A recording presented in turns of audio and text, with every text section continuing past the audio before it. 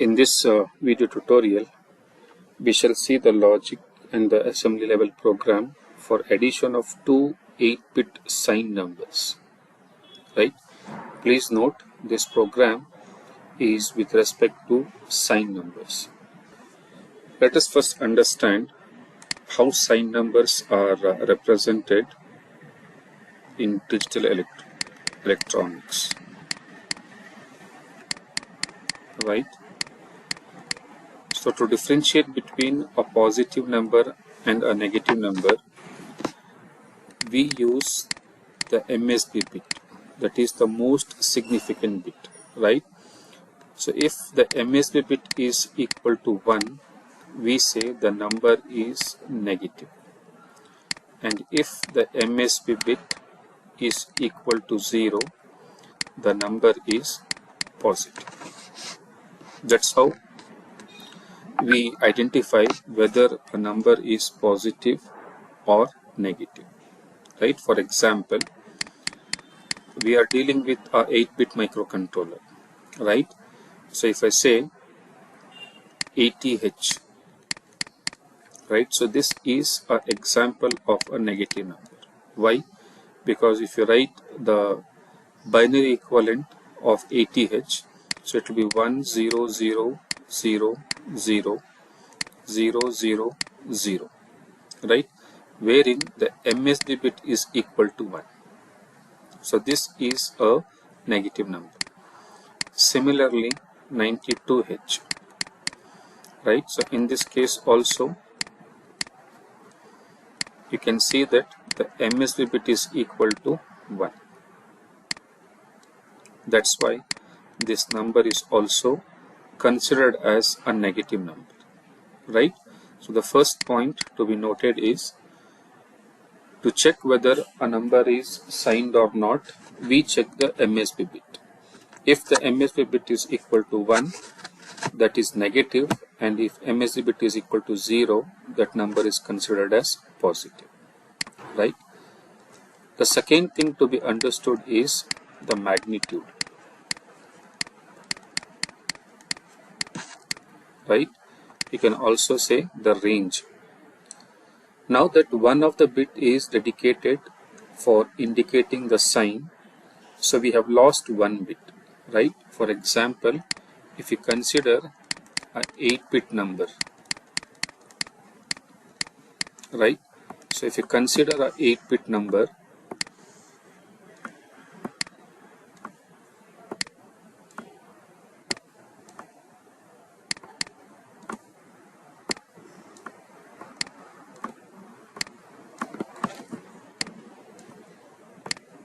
fine. Now this bit, which is my MSB bit, this is dedicated now to indicate the sign of the number. So I have lost one bit. So now my other bits, that is in this case these 7 bits, will indicate the magnitude, right? So what will be the magnitude of a 8-bit number? In general, the range, it is defined as minus 2 raised to n minus 1 to plus 2 raised to n minus 1 minus of 1. This is the range, right? So in case of 8-bit number, that range would be from minus 128 to plus 127. So this is very important to note down, right? So whatever the input you give, the input should be within this range for a 8-bit number. That is from minus 128 to plus 127. Only then you can be able to analyze the result properly. If you give any other input apart from this for a 8-bit number, the result will not be correct and you will not be able to do the analysis, right? Whatever the number you give, it should be within minus 128, which is in decimal, to plus 127 in decimal.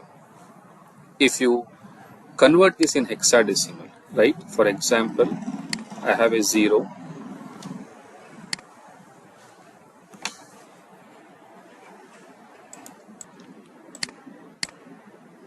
so if I want to convert this into hexadecimal number, so this is 0, so I will have 1, 2, 3, that is, this is positive, plus 1, plus 2, plus 3, and it will go until plus 127, right?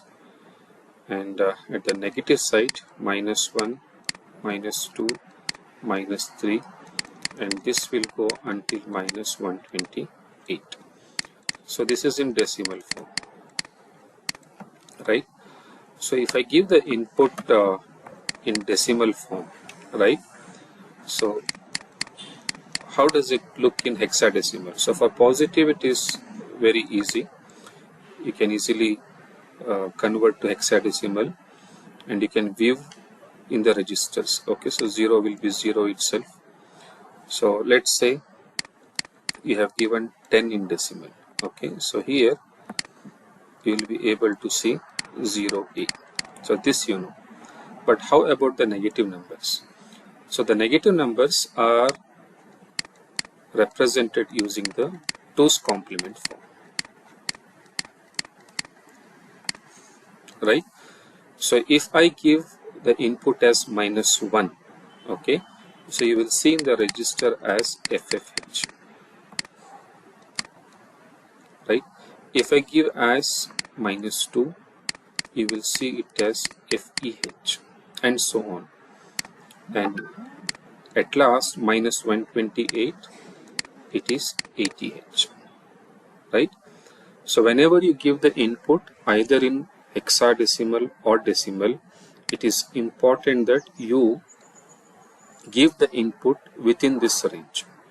Okay, if you give any other number apart from this range, the analysis will not be correct, and even the results will not be correct with respect to signed arithmetic. Fine.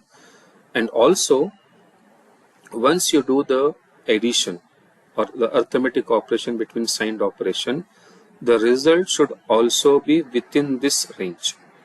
If you get a result outside this range, then the overflow flag will be affected, right?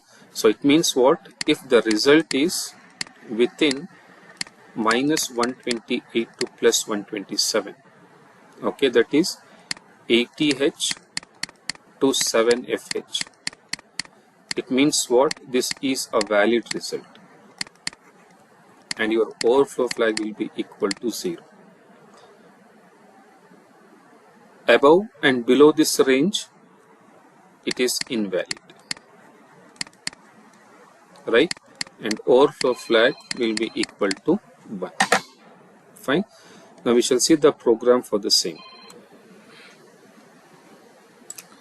So let's write the program for the same. The program is very simple. The only thing is we should know how to interpret the overflow flag and the results. So the program is like this. Write an ALP to perform addition of two 8-bit signed numbers. Analyze the overflow flag and interpret the result. If the result is invalid, we shall send 0 AA, that is AA in hexadecimal to port 0. And if the result is valid, we shall send 00 to port 0. Right? So let's start coding.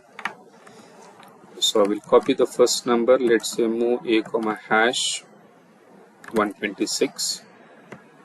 So I will also indicate plus sign, although by default it is known, it is plus. Then I will say add a comma hash plus 1. Okay. So once I do the addition, I need to check whether the overflow flag is set or not, right? And overflow flag is the third bit in PSW register. So I will use the instruction jump on no bit.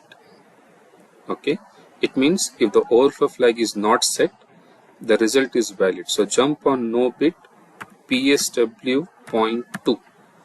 You can check out the PSW register. Okay, I will just show you the PSW register. You can see PSW is 0, 1 and 2, the second bit. Okay, so jump on no bit PSW point 2 to skip, or here, right? So if overflow flag is set, I am supposed to send hash 0AA. It means result is invalid, right? Then I will say sjump here. But if the overflow flag is not set, it means the result is valid. To indicate that, I will send move p0 comma hash 00.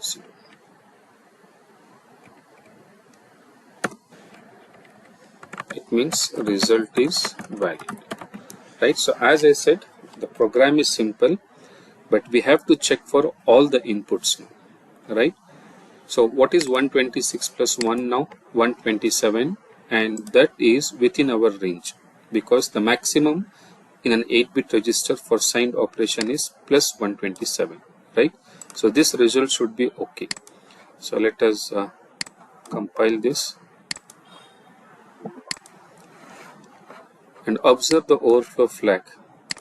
So I am copying 126, so the hexadecimal equivalent of 126 will be copied, right, in accumulator. Now after addition, check the overflow flag. See, the result is 127, right? And we can see the hexadecimal equivalent of 127 in accumulator, right? And overflow flag is 0 because the result is within the limit. So that's why we are sending 00 to port C. Fine. Now what I will do is I will give plus 126 plus 2. Now let's see this result. So this becomes plus 128, right? And plus 28 is above the range. It's not within the range, right? So what will happen now? You can check the overflow flag now. 128 as per the signed arithmetic, it's an overflow. So you can see the overflow flag being set, right? And when it is set, we are sending AA to port C. Fine. Similarly, we will test at the negative side. Let me make this as minus 126 and minus 2. So how much it is? Minus 128. So still it is valid.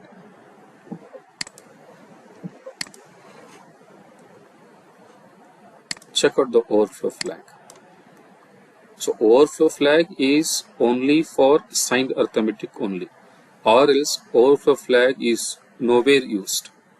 It has got the significance only in case of signed arithmetic, right? So I copied, so you can see minus 82 here, right? The hexadecimal equivalent of minus 126. So what the processor has done is it has taken the 2's complement of this, right? And it is 82. Then the 2's complement of minus 2 is added with minus 126, and you can see the result is within the limit. That's why the overflow flag is equal to 0. Now if I make it minus 3 now, what do you expect now? Minus 129, it is not the range of a 8-bit signed arithmetic number. So definitely overflow flag will be equal to 1 now. Can you see this? So it has become 1, right?